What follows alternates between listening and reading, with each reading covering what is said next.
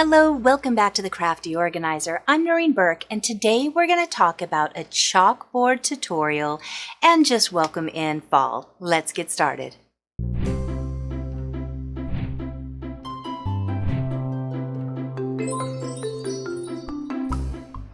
I thrive at seasonal changes, holidays, things to look forward to, and fall is definitely one of my favorite times of year.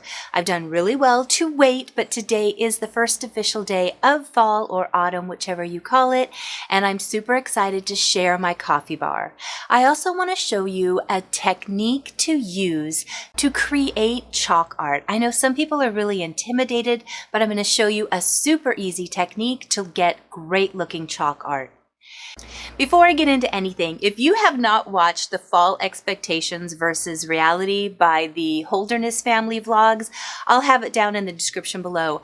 It was hilarious. I wanted to do a video like this. I saw it pop up yesterday. I watched it, laughed my little bottom off, and watched it again today. So if you're looking for a good chuckle, watch this.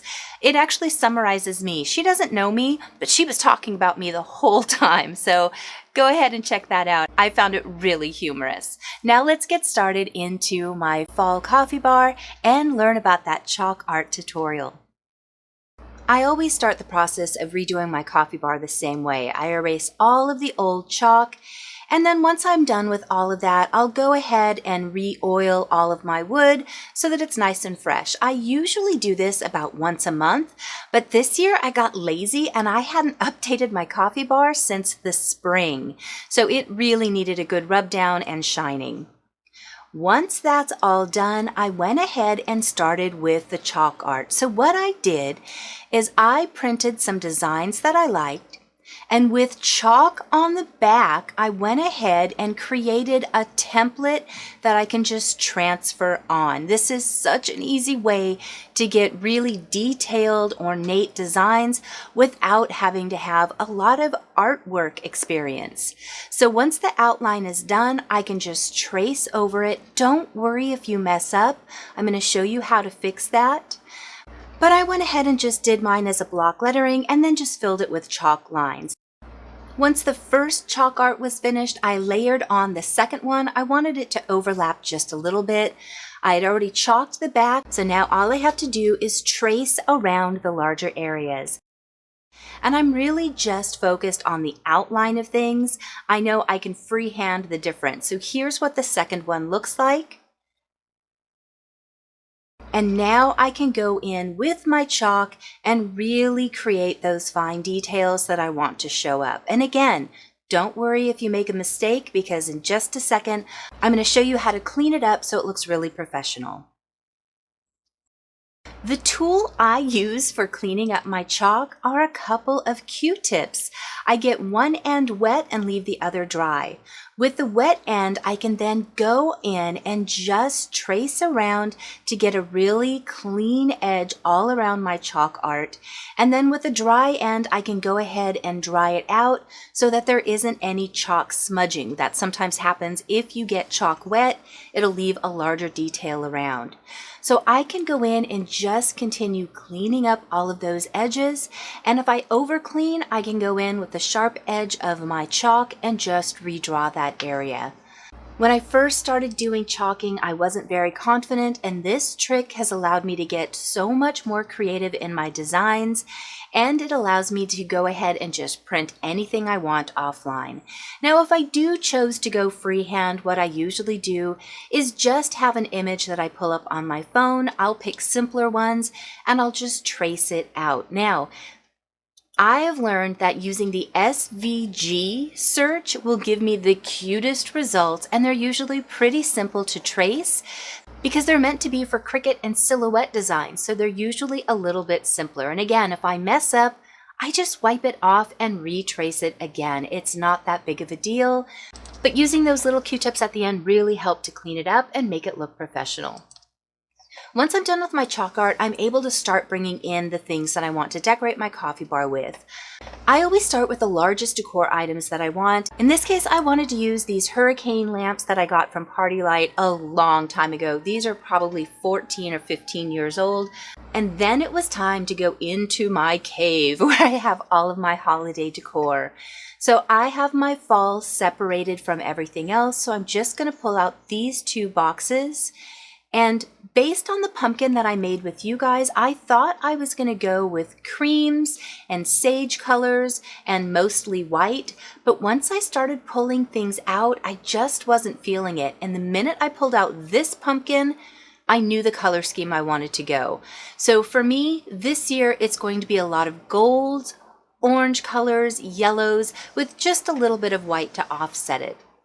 So here's the pumpkin we made together with that Dollar Tree pumpkin wreath. And I've decided that this is going to be the focal point of my coffee bar. So I'm going to play with this. I think I spent an hour playing with things, putting something down, looking at it. It's really just a lot of trial and error.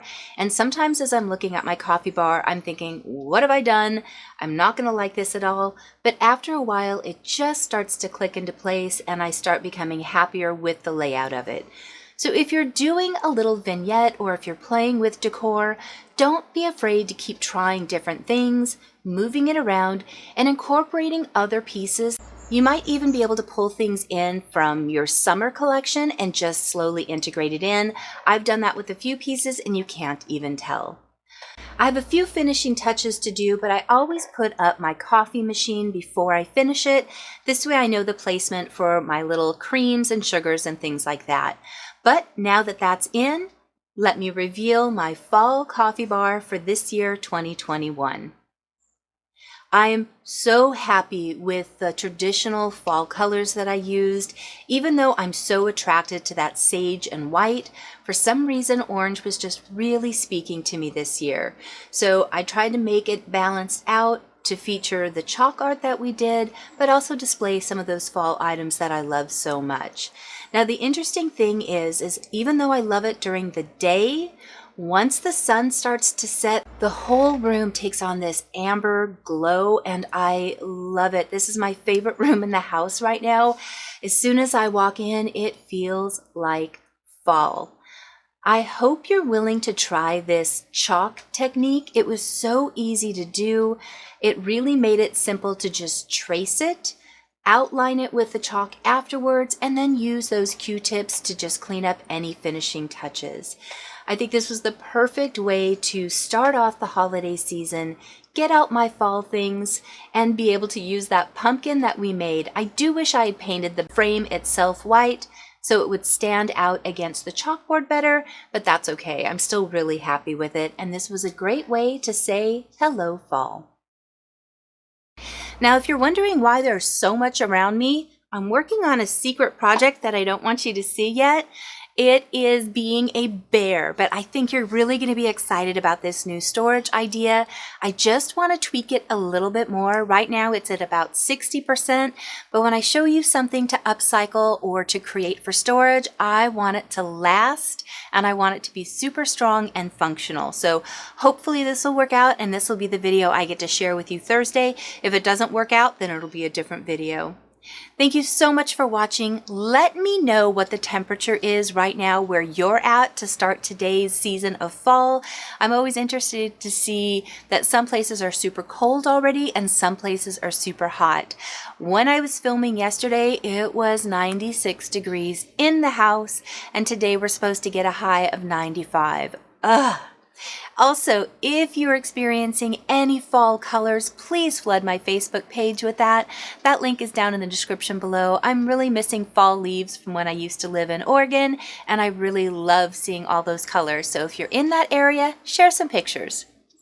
Thanks to my patrons who allow me to make these videos. Thank you for sitting through and sharing this first day of autumn with me.